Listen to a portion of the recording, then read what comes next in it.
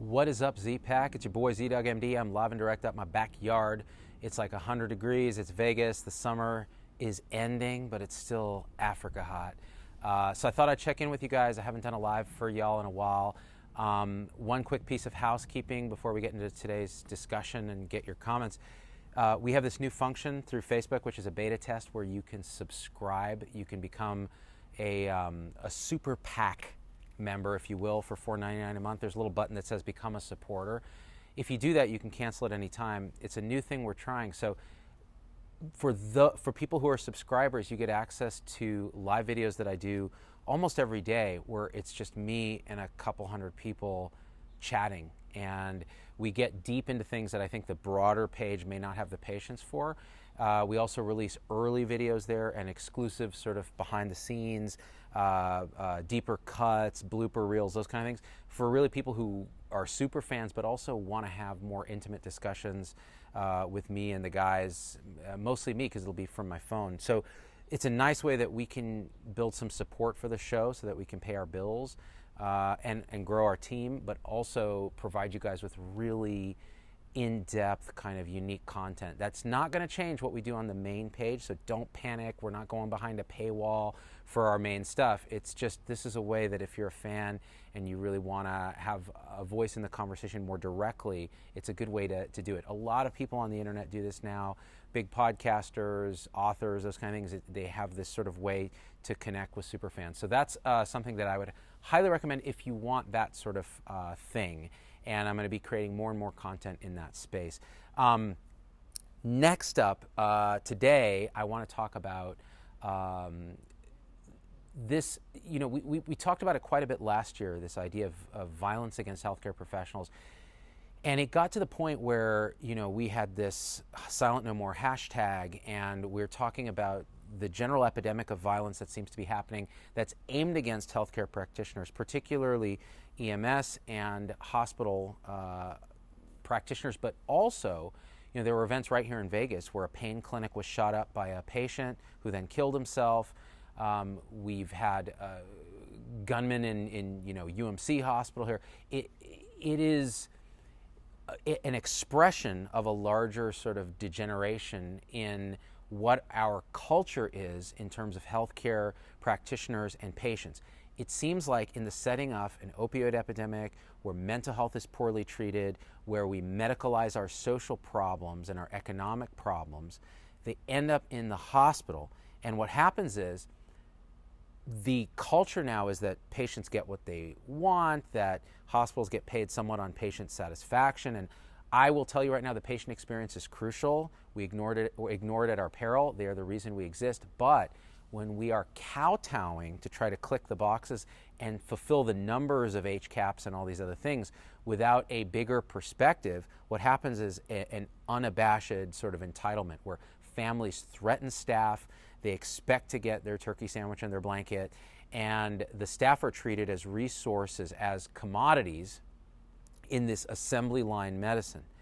And administrators, many of whom have not touched patients or haven't done so in years, are then in charge of kind of mediating when things go wrong. So a good example of when things went wrong is a patient at Penn State, Hershey. I linked to it earlier in an earlier post. Apparently attacked a nurse in the hospital bed, started to choke her, strangle her. Other nurses came in. He then, like, his clothes come off. Next thing you know, he's sexually assaulting the first nurse. Other people finally come in and subdue him, and the authorities come. And you can imagine, and this, we've talked about this before, we've told other stories about this, and people send me thousands of stories of their own. In fact, just now I got a message from a nurse who had 2 black eyes, and she said, this just happened, from a patient. Now, okay, when you have a culture where you, first of all, don't have a respect for the people who are trying to heal you, the healers themselves are running around trying to fulfill obligations to multiple masters, to the billing people, to the administrators, to their own team, and to the patients. It creates these opposing sort of forces that create a moral conflict and a moral injury that leads to burnout. It's not really burnout, it's moral injury. But in the process of that now, you have patients who, yes, they're having the worst day or the worst month or the worst minute of their lives. They're in the hospital, they're under stress, they're emotional, they may be on medication, they may be on drugs, all these other things. But we've said over the years, we've set this sort of increasing premise that the patient is always right, and we try to make the situation so it doesn't feel like it's a military camp or anything like that. And then what happens? We put our frontline care providers at risk. And then when something happens, like it just happened in Penn Hershey, and this was egregious, right? Just egregious, inexcusable. Well, what is the word from administration? It's absolutely freaking tone deaf. And I've just heard from other nurses who happen to work at that same facility, and they say, this is not an isolated incident, it's been going on for a while, and administration keeps saying things like, well, we'll do a root cause analysis, and they'll make public statements like, in the setting of healthcare where things are volatile and people are very emotional, sometimes things happen, basically, and we feel very bad when our staff are assaulted, and we're doing our best to support them. Okay, that's not good enough. When your staff, when your employees are physically and sexually threatened by a patient, you need to say something stronger than that. And I'm talking just purely about perception. Forget about the processes, we'll talk about that. You need to go on record and say, we have a zero tolerance. I don't care if people are having a bad day. If you hit, verbally threaten, assault a healthcare practitioner, you go to jail. And I don't care if you've got IV drips going, take the IV drips and go to freaking prison, because there should be a zero tolerance. These are people who are trying to help you. They put themselves at risk every day just going to work, right? Most of the assaults in the workplace occur in healthcare settings. We all know someone or have been assaulted ourselves. So whoever their chief nursing officer is, whoever their PR people is, they need to do a better job. And using the term root cause analysis with the press is stupid. That does not carry any weight with the press. If you're trying to create the sense that you actually support your staff, don't use wonky terms like that. You can do your root cause analysis, that's fine. But if you don't actually change processes to keep staff safe, whether it's a better set of security there, whether it's wearing body cameras, whether we've talked about a lot of different spectrum of potential solutions. I'm not going to rehash it all there. The bottom line is, if you're a leader in a healthcare enterprise and you don't show unwavering support for your staff, okay, you will always have patients, okay, but you will not necessarily always have staff. Well, by the way, if anyone tells you, and you work in healthcare, that, oh, you'll never get as good a job as this, you don't want to go anywhere else because you won't get a cushy job like this and you're unhireable, there aren't a lot of jobs, that is a lie. They are trying to control you. All right, anyways, that all aside, that just gets me upset. Hopefully, the administration there will work with the frontline staff to make it a safer place. We need to put signs around our hospitals, and some hospitals do this, saying there's a zero tolerance policy. We need to set an actual expectation that the place is not a hotel, that the place is a place where we're trying to help you work with us to get you better and out of here as quickly and safely as possible, because the hospital is the most dangerous place in the world you can be, short of a war zone, all right? Because medical errors, infection, unnecessary interventions, all the kind of things that happen in hospitals, right? And again, so I'm not a nihilist about quality improvement. I want us to focus on quality processes, root cause analysis, those kind of things. But you have to understand that humans are narrative-driven, we're emotional, we're story-driven. And when you tell a story, we'll go ahead and perform a root cause analysis. And yes, these are volatile situations. Okay, screw you. You are absolutely tone deaf. And you need to get the hell out of that gig and go work for some, biotech company, because you're in the wrong space. All right, let's read some comments. And then I want to talk about the guy in Texas who raped a patient and got probation, didn't go to jail. It's a felony to assault an RN in Texas, period. And James. But here's the thing.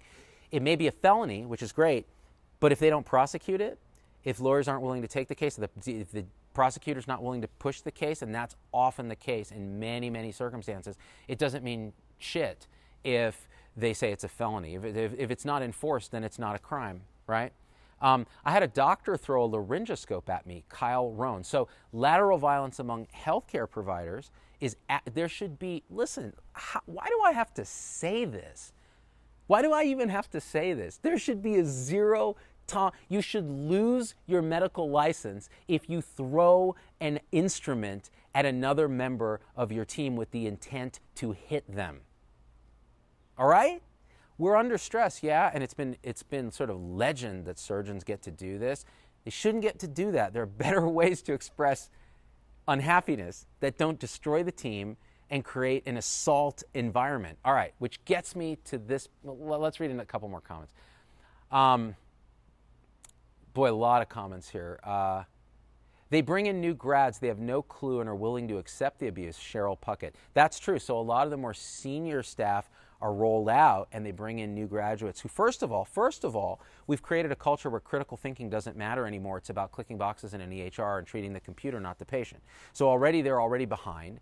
And then you're saying, well, no, it's just part of this environment that you're going to get groped, you're going to get catcalled, sexually, verbally assaulted, and potentially hit because patients are having a bad day. And by the way, be nice to them, because we don't want to get the impression that the hospital's a military type of facility and that there's a security issue. So we won't talk about those things, but we'll just be really nice and put our best smile on and read from our Studer script and that sort of thing. Okay, bullshit. All right. Okay. But listen, I'm not discounting how important the patient experience is and how we screw it up on the daily. Patient safety is key, and we screw that up on the daily. So I'm not absolving us of a deep responsibility. And there are organizations and processes that help us improve those things. But if you throw out this piece of this important cultural piece, you are going to wreck the next generation of healthcare people, and it's going to result in worse care and terrible outcomes. All right, let's see. New grads are conditioned to feel like this is the norm. Cheryl Puckett, there it is. I mean, oh boy, a patient punched me in the face while I was Christina, Claudio, and I'm sure there are a lot of horrible comments here. I was a child adolescent psych nurse, and those teens can rip you a new one. Glad I'm retired, Rocco Ciore. And that's tough because then you have psychiatric overlay. So the question is, how do you obviously we have to be trained to de-escalate and those sort of things, but you also need support and security. It's very, very, can be very scary. Who cares what the crime is when you go home abused? I mean, yeah, Cheryl. All right, let's see. So the other thing I want to talk about, and again, see, there's like 1,000 comments. So people who've seen my show who are subscribers, there's a lot fewer comments because it's behind the paywall. So I tend to read every single comment. In this case, I can't because I'm also trying to make sure it's engaging for the whole audience. So I apologize if I don't read every single comment. All right, because I can't. The next thing I want to talk about is this. Many people have messaged me about this doctor in Texas. I forget where it was. I think it might have been Laredo or somewhere. I forget exactly where. I think his last name was Sheik. And he was, I forget, it was 2015 or something, accused of sexually assaulting a patient who was under care in the hospital. So apparently the story was he went in, said he needed to do a breast exam. Obviously shenanigans occurred. He left, he came back, did something else, then sexually assaulted her. And it ended up going finally to court. He lost his medical license there in 20-something. But the criminal case proceeded and ultimately was judged as probation for 10 years with no jail time. So a lot of people were asking me, what do you think of this? Isn't it an outrage, et cetera? All right. A lot of times, doctors get away with murder. And we were just talking about, the surgeons who throw instruments, the, guy who comes on the wards and starts shouting at people, verbally abusing people. It's an archetype almost, and partially constructed by the shitty way we're trained and by the way we actually don't really screen for psychopathy. And in fact, we actually select for it in many specialties. It's an advantage, right? And so as a result, we have this sort of accepting tolerance of this kind of behavior. Unacceptable. Now, this particular doctor, the reason it's difficult to specifically comment is that he went in front of a jury of his peers and had legal representation, and she had legal representation, and this was the outcome. So without being there for the trial, you can't extrapolate why he only got probation. I'm actually impressed he lost his medical license. Like in Las Vegas, he probably wouldn't lose his license. He'd probably get to keep his license. So that, he'd have to do some weird probation and stand on the corner of the road in an orange jumpsuit for a while and get a letter of reprimand. So he lost his license, but then if you read what his lawyer said, it was actually, wow. So his lawyer, I think he had a female lawyer, and she said, here's the thing, because the guy was like 45 or 46, something like that. He's like roughly my age. She said, you've got this, effectively, this is what she said, and again, I'm paraphrasing. You have this 27-year-old Latina woman patient with the fake boobs, and then you have this nerdy 45-year-old middle-aged guy who just lost his mind. He just couldn't control himself. I mean, it's understandable, more or less, is what she was saying. So you tell me what you think of that. This is a classic thing in rape trials where you try to blame the victim, and the fact that this patient had like an Instagram page where she modeled in lingerie or whatever. There were all kinds of stuff in the article that I was like, it doesn't matter if he raped her there in the hospital. First of all, having sex with a patient in the hospital, I don't care if it was consensual. That was his claim, it was consensual. I don't care if it was consensual. It is unethical at its primary level. It's a power differential that you're taking advantage of. It's gross, it's unethical. If it doesn't make you squirm and feel creepy, then you need to be in a different profession, all right? So that's my take on that. We need to obviously let these things go through the criminal justice system and talk about them and see if we think it was fair or not. Honestly, without being there, it's hard to go into the details. I don't know the doc. I don't know any backstory. So if you know backstory, hit me up. Let me know if there's something I should know. Oh, he's a saint who, only raped one woman. Oh, great. All right. I absolve him then. Come on, guys. The administration is more concerned about customer service and reimbursement based on satisfaction scores than they are about safety of staff, says Gretchen and Will Jennings. Oh, it's one of these combo, like where she shares it with her husband. Ugh, I never understood those. All right, none of the rules were enforced, and staff were, oh gosh, I can't read the rest of it because the comments are going so fast, they're scrolling on my phone. This is one of the problems with these when you have 1,200 people watching at once.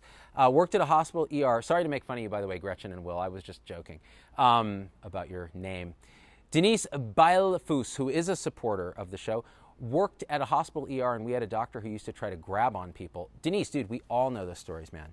And, there was a doc at Stanford he was a community doc, and he would come in drunk and smelling of cigarettes and just be like, groping on people. And everybody knew, all the residents knew who this guy was and knew to avoid him. And everyone was just like, wink, wink, that's, Jerome, I'm making up the name. He's just, that guy. Come on, man. Come on. Like, really? These are the hallowed halls of medicine where we practice our sacred calling, and we're letting this fucking jackass come in and behave like a sex offender, like a freaking pedophile. Like, come on, dude.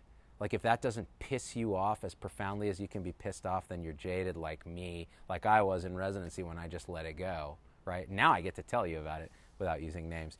And who knows what the hell happened. Everybody knew about it. It was just like common knowledge of these guys. Gosh. Just something else. I wouldn't recommend any nurse to work in a hospital anymore, says Silinda McNeil. I mean, I understand that viewpoint. Obviously, we're going to have to say, how about we fix the culture in the hospitals and the security so that people don't feel that way. This wasn't always a thing, right? It's gotten worse. And I think partially it's culturally because we've elevated this patient satisfaction idea. The second cultural thing is we have more opioid abuse. And the third cultural thing is mental health is managed even worse. So, everybody congregates in the hospital as the source of solving social problems. And that's the wrong place. So, of course, it's a powder keg, right? And our frontline staff. And paramedics and EMS really, really get it tough. I mean, you're talking about people in these situations where they're going into shootings and, like when the shooting happened at the Mandalay Bay in Las Vegas, these paramedics were in deadly peril when they were there. And I met a lot of them, talked about them, did a show with them. I mean, talk about bravery, but this is putting your life on the line every day. Kelly Adams, who's also a supporter of the show, you get a little badge when you support the show. So sad, long-term care is bad too. I bet, Kelly, in there it's probably a lot of agitation from dementia, Alzheimer's, which is an epidemic, but also families that get very upset. And it's tough because long-term care can be tricky. Family perception is that, they're not getting the care they need, the staffing isn't good, et cetera. So it becomes a a real big deal and a dangerous situation. Let's keep scrolling down here. Visiting hours, Janet Kelly, and the expansion of visiting hours. So this is something that I'm very torn about, guys, because I know, especially in ICU, visiting hours are a big source of contention because you're not allowing, it's very hard to take care of a patient if the family's always there asking for, turkey sandwiches for themselves and using it as a hotel. But then on the converse, the hospital's already a scary, isolating place, and having good, supportive family be able to be present with the patient is such a powerful thing. So it's a tension, right? Because the part of me that's like, we're here to take care of patients and support their families says that we should be able to do this. But we all know on the front lines the practicalities of this and how difficult it is, especially in this era of entitlement, cell phones, people are secretly recording, trying to get a gotcha so they can get viral and get the views, right? And there are quite a few comments about, wow, look at this, attacked by a patient's pit bull, says Pam Murphy. When walking out their front door or had just finished taking care of their loved one, home health can be dangerous.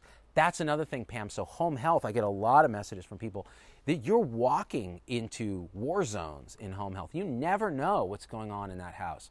Between angry pets, angry family members, guns in the house, drug paraphernalia, meth lab, God knows what. Y'all can tell me stories, I bet, that are just terrifying. And again, we're pushing home health because technically it can save resources and be a better part of the continuum of care, and patients want, most of them want to be at home. So how do we make it safe for our home health providers? It's very, very tricky. But if we don't talk about these things, we're never going to begin to solve them. Thank you, Rita. That's nice of you to say what you just said. Home health issues. Abuse in radiology, says Judy Laborowski. Awful. Patients have no respect. Family members are verbally abusive, and admin wants us to treat them like they're in a 5-star hotel with turn-down service. Judy, absolutely. I mean, heard and acknowledged. But I'm going to push back on all of us for 1 second. I'm going to play devil's advocate. As patients, and many of us have been patients in hospitals, how shitty is it when people don't communicate with you, when they treat you like a number, when they're not listening to you, when you're having to repeat your story 20 times to different people, when nobody knows who's doing what and who's responsible for what, people aren't introducing themselves, they're making a U-turn at the foot of the bed. It's terrible. The experience of it can actually lead to worse outcomes and poor attitude, poor compliance, poor healing. So we have to try to figure out systems that support our ability to do that better. Just asking us to treat people like they're living in a hotel is not the answer, but it is the short-sighted answer of administrators who just simply don't know better. They just don't have a better answer because it's a failure of imagination and understanding. And it's often people who've never touched patients, or they're so far removed from it. That's why we need clinical leadership. We need physicians and nurses and respiratory therapists and dietitians to rise up through the ranks and lead, which means we need to groom them and train them and support them. And instead, when they become leaders, we can't sit and snipe at them. We can't go, oh, that guy sold out, now he's an administrator. No, support them. He's one of us, trying to represent us. He's got 2 interests that he has to serve, and he's trying, or she's trying her best to balance those. We need to support those folks desperately because they are our ticket to real leadership, not just management. We need leadership and vision to build Health 3.0. All right, on that note, if you're interested in more intimate discussions, like I said, click the supporter button, $4.99 a month. It means a lot to us, but it means that we have a little mini tribe where we can sort of hash some of these things out and then come bring them to the main page. If you have stories, feel free to private message me. I can't guarantee I can answer all of them, but I read all the messages. You'll get a little auto response that says I can't answer all of these, but I read every single one, but we get hundreds a day. But again, in there usually there's something where I may do a show about it. So don't hesitate to message me. Check out our new Pumoji parody today of Wonderwall by Oasis. It was just a throwaway thing we did as an encore for the Pooprika parody of Toto's Africa that we did. So if you haven't seen that, definitely check that out. Sign up for our email list. There's a link on Facebook, but also on our website. And definitely remember, everything we do, except for like lives like this, sometimes we won't put them on the podcast. Most of them are podcasts. So if you have an interview, a show that we do, you can go to iTunes, search Incident Report, or SoundCloud, ZDoggMD. and you'll see all our podcasts are there. They're also on our website. It's a great way to consume long content without having to stare at my bald face.